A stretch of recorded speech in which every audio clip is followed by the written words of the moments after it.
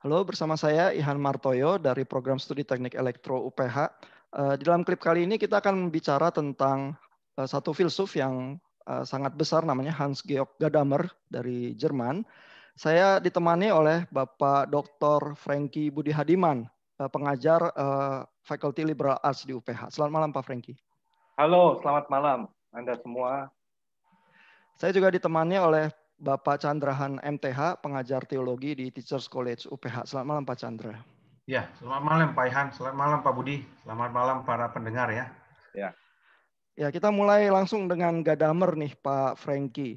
Mengapa ya Gadamer itu klaimnya bahwa pemaparan sejarah atau teks sebagai rekonstruksi fakta-fakta objektif itu tidak mungkin ya, klaimnya itu sangat mengejutkan. Kenapa dia berpendapat begitu Pak Franky?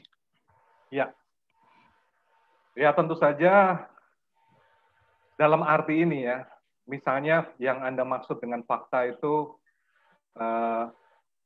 kapan Diponegoro ditangkap, kapan Napoleon mati, kapan revolusi Prancis terjadi, itu semua bisa objektif ya, karena ada pengukuran waktu ya. Tetapi apa makna revolusi Prancis untuk masyarakat Prancis saat itu dan saat ini? Apa makna dari perang Diponegoro untuk masyarakat Jawa pada masa itu dan untuk kita di masa kini? Itu hal lain. Jadi kalau kita bicara tentang objektivitas dalam ilmu sejarah, kita sebetulnya tidak hanya membahas mengenai fakta tanggal-tanggal itu, melainkan juga bagaimana kita memaknai peristiwa-peristiwa itu. Nah, dalam arti itu kita tidak bisa mencapai objektivitas. Walaupun itu juga fakta, dalam arti misalnya bahwa perang Jawa misalnya itu sedikit banyak menggentarkan Belanda misalnya ya, atau revolusi kemerdekaan itu dimungkinkan misalnya oleh konstelasi Perang Dunia Kedua pada masa itu. Tapi bagaimana kita bisa tahu bahwa itu konstelasi kalau tidak dicoba untuk diberi konstruksi makna di dalamnya? Nah, dalam arti itu Gadamer mengatakan mustahil kita memperoleh fakta objektif ya mengenai sejarah. Pertama, karena sejarah adalah peristiwa di masa lalu dan memang apa-apa yang terjadi di masa lalu itu sudah lewat, itu bisa disebut objektif ya dalam arti itu. Tetapi untuk memaknainya kita tetap membutuhkan saksi mata misalnya, dokumen ya. Selain dokumen juga kita perlu ahli sejarah misalnya yang hidup di masa kini. Tapi dokumen, saksi mata, dan ahli sejarah yang hidup di masa kini misalnya, termasuk dokumen yang ditemukan di masa kini, itu ada dalam horizon kekinian. Artinya kalau kita membaca misalnya dokumen mengenai perang Diponegoro di masa kini, ya ada minat-minat dari zaman kita yang kita masukkan dalam pemaknaan mengenai masa lalu. Nah, pandangan seperti ini disebut oleh Gadamer sebagai horizon. Horizon kita bertemu dengan horizon dokumen itu atau saksi sejarah itu dan seterusnya, sehingga yang terjadi adalah suatu interpretasi yang dia sebut sebagai fusi horizon-horizon. Dalam arti itu tidak bisa kita objektif dalam pengertian keras ilmu-ilmu alam, tapi dalam pengertian begini bisa, yaitu bahwa kita mendekati apa yang dimaksud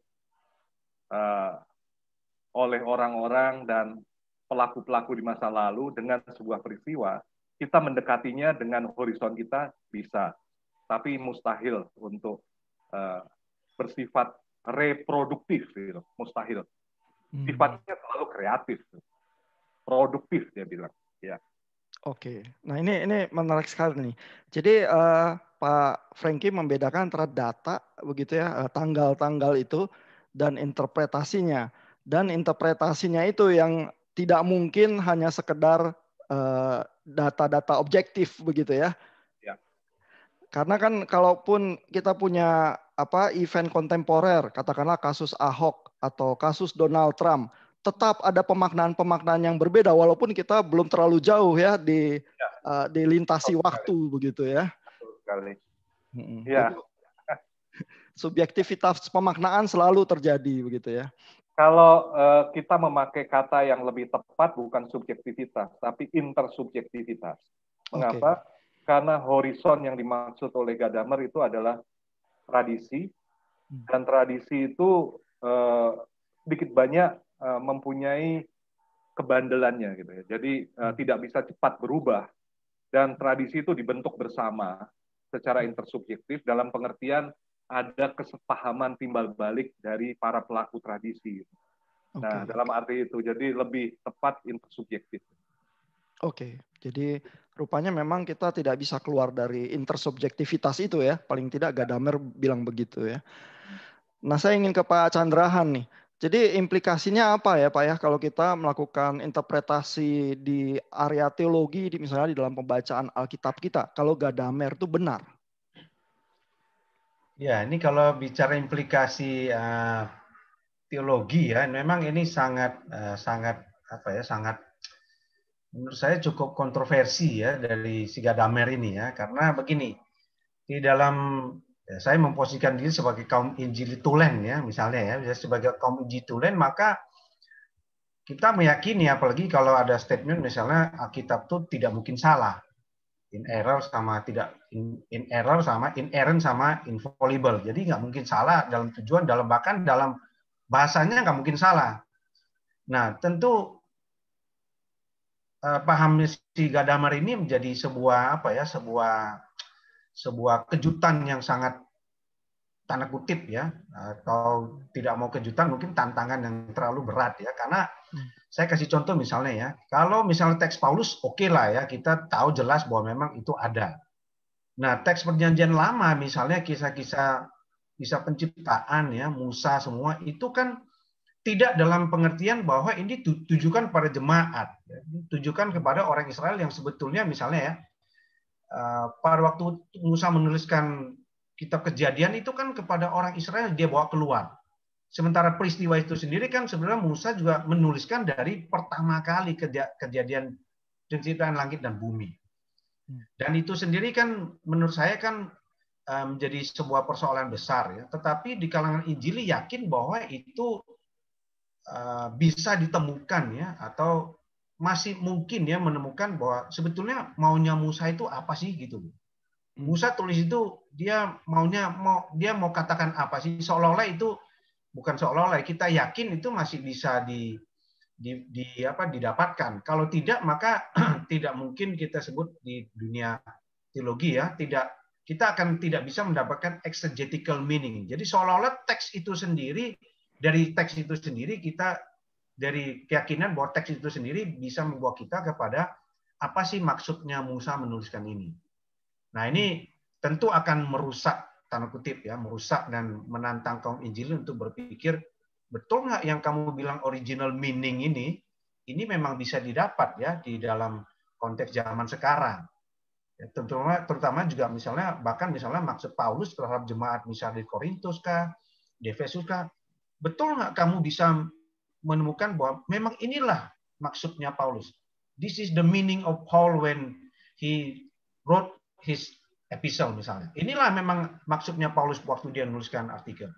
Kalau misalnya Lukas dalam Injil pertama cukup jelas, tapi surat-surat Paulus kan itu sudah berupa komunikasi dua pihak. Dan itu tentu sebuah pandangan yang mungkin ya membuat kaum Injil harus lebih serius ya memikirkan konsep original meaning-nya itu seperti apa. Karena bagi saya sih pemahaman Gadamer itu akan membuat banyak kaum Injilis shock. Waduh, ini kalau begini mah bisa bubar, orang bisa tafsir semau maunya dong. Waduh, kalau begini kan nanti akhirnya masuk ke seolah-olah Alkitab itu ya kita buangkan aja semua tradisinya, kita pindahkan, kita baca seperti sekarang ini. Jadi implikasinya adalah gini. Kalau Gadamer bilang nggak mungkin, ya sudah, ngapain kita cari makna aslinya? Sudah aja Alkitab seolah-olah Tuhan tulis untuk kita masa sekarang. Udah kita gali aja seolah-olah itu untuk kita sekarang. Nggak peduli dia punya sejarahnya kayak gimana, faktanya kayak gimana, betul terjadi apa enggak, bodo amat lah. Yang penting bagi saya sekarang apa, what is the meaning for me now saja. Nah itu menurut saya ekstrim lain yang sebetulnya mungkin akan ke sana. Demikian kalau menurut saya. Nah ini Pak Franky kayaknya udah siap merespons nih ya. Apa iya Gadamer itu bilang harus membuang tradisi? Silakan Pak Franky. Saya kira tidak demikian. Mengapa? Karena sudah cukup banyak textbook ya dan buku-buku yang ditulis untuk interpretasi kitab suci dengan memanfaatkan hermeneutik Gadamer dan tidak jatuhlah pada pandangan yang liar mengenai hal itu. Itu saya kira kalau tadi Pak Chandra mengatakan kaum Injili itu yang dimaksud tentu adalah orang yang tidak belajar, melainkan masyarakat luas atau jemaat pada umumnya, tapi biasanya ya juga tidak bersentuhan dengan Gadamer ya mereka itu.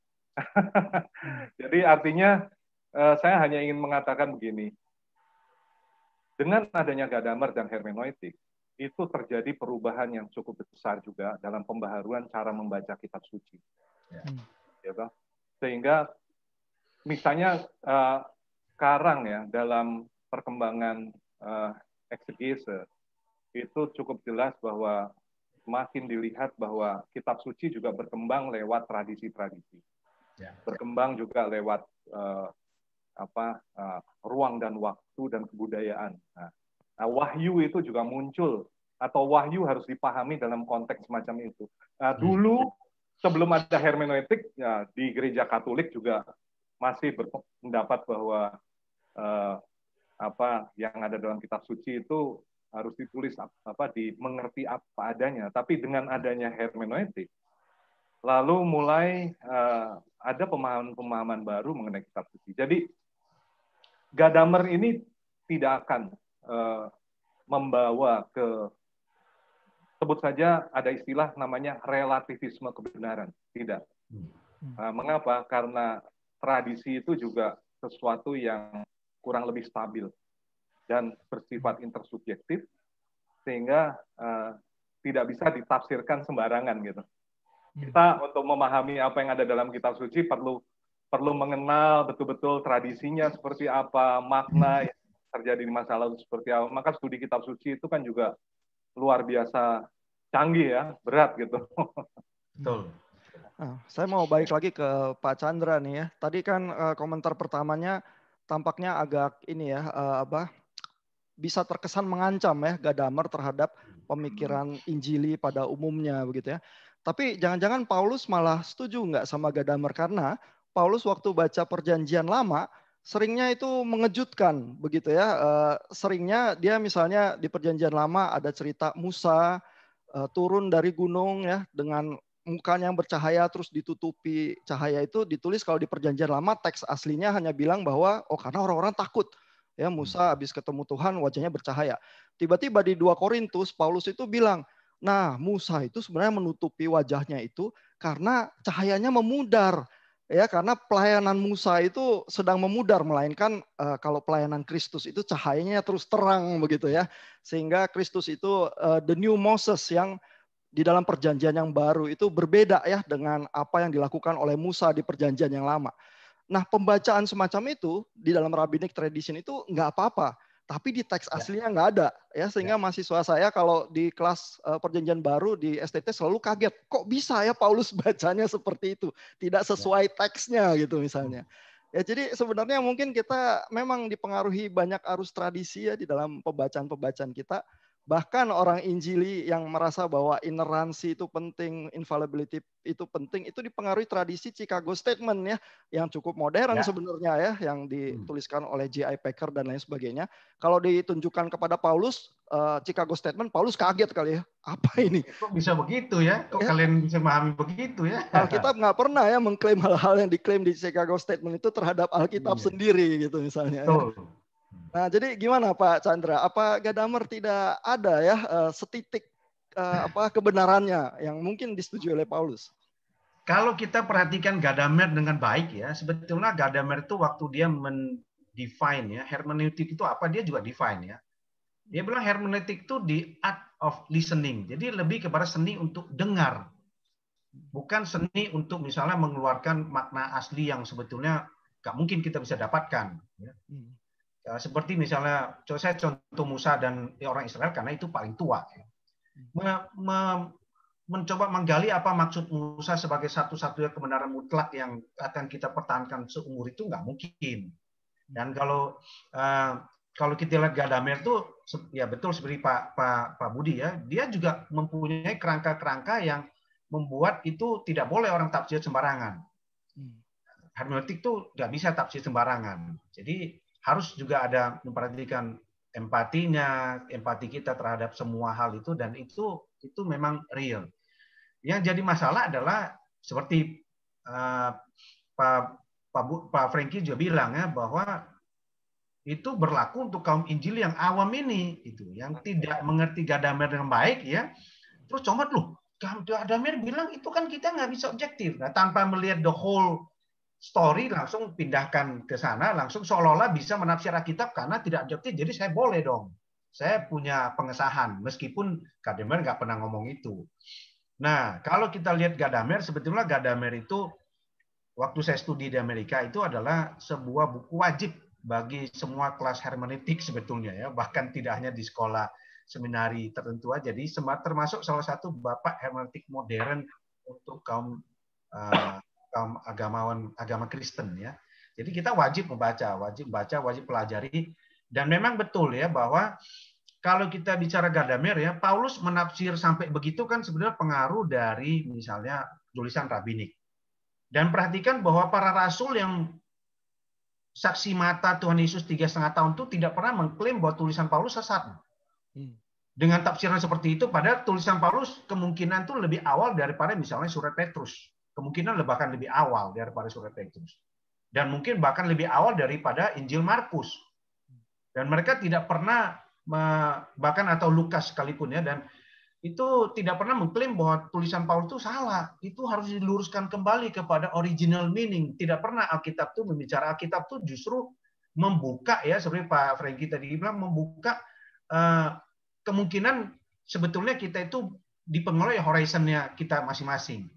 Jadi pada waktu kita sekarang itu membaca misalnya Musa, itu mau tidak mau itu kita harus aware bahwa kita ada pengaruh zaman sekarang ini. Jadi konsep anakronistik, diakronistik itu juga ada. Jangan sampai kita memindahkan abad ke-15 sebelum Masehi itu ke zaman sekarang, seolah-olah semua akan kembali ke sana. Atau kita memaksakan seolah-olah zaman Musa itu ada HAM-nya seperti kita sekarang. Padahal dulu tidak ada. Dulu cuma ada hak asasi Firaun. Selesai Firaun ngomong A, selesai sudah. Tidak ada persidangan semua hak asasi seperti kita sekarang. Ada Komnas sendiri. Jadi kita tidak boleh membaca seperti itu. Nah, walaupun Gadamer tidak mengungkapkan dengan baik ya, tapi Gadamer itu jelas bahwa yang dia maksud dengan tidak objektif itu bukan sampai sejauh bahwa kita bisa tafsir semau-maunya karena tidak objektif. Jadi dia kasih kerangka yang jelas sebetulnya. Demikian sih. Tapi memang itu Gadamer membuat kaum Injil harus serius ya. Harus betul-betul serius. Kalau kamu mau mengeksegesi sejarah, kamu jangan pikir karena itu sejarah kamu gampang. Ya, tinggal cari data segala macam, habis itu kamu bisa tulis semaunya. Gadamer itu justru membuat semua orang-orang Injil yang serius mempelajari kitabnya itu, kamu pelajari baik-baik, lebih baik daripada kamu ngomong sembarangan. Sementara kamu merasa kamu mendapatkan origin meaning, orang melihat kamu semua dipengaruhi oleh zamanmu. Nah, itu problem. Gitu. Nah, saya tadi Pak Chandra bilang soal anakronistik ya, bahwa kita membaca sesuatu yang di masa lalu itu pakai kacamata kita, sisipkan ke teks yang di masa lalu itu ya. Saya ingin ke Pak Franky nih. Tampaknya kalau menurut Gadamer pembacanya anakronistik itu nggak terhindarkan ya Pak ya, karena kan kita ada di dalam Wirkungsgeschichte kita ya, di dalam tradisi kita. Jadi apa solusi yang ditawarkan Gadamer kalau kita nggak bisa keluar dari penjara Wirkungsgeschichte kita itu Pak? Kita jangan menyebut itu penjara. Bahasa Indonesia dari Wirkungsgeschichte itu sejarah efek gitu, atau sejarah pengaruh gitu ya. Sejarah pengaruh ya. Nah, yang dimaksud adalah kita sebagai manusia itu adalah makhluk historis. kita tidak pernah keluar dari horizon waktu. Kita tidak punya pandangan mata Tuhan untuk melihat sejarah karena kita merangkak atau merayap di dalam daratan waktu, kira-kira begitu ya. Nah, sehingga segala sudut pandang kita terikat pada konteks semacam itu. Nah, tapi itu bukan penjara, bukan, melainkan justru hal yang memungkinkan pengetahuan kita. Jadi Wirkungsgeschichte itu atau sejarah pengaruh itulah yang membuat kita bisa mengetahui makna dari sejarah, tapi dalam horizon kita sekarang. Nah, ya, mau dikatakan apa? Apakah itu satu tragedi atau suatu kegembiraan ya? Kalau dari segi filsafat dikatakan itu adalah kondisio humana. Mungkin teologi mengatakan itu kejatuhan ke dalam dosa kali ya. Tapi sudut pandang transendental itu tidak dimiliki oleh orang seperti Gadamer. Dia hanya mau mengatakan bahwa kita sebagai makhluk historis ya membawa di belakang punggung kita horizon waktu gitu ya.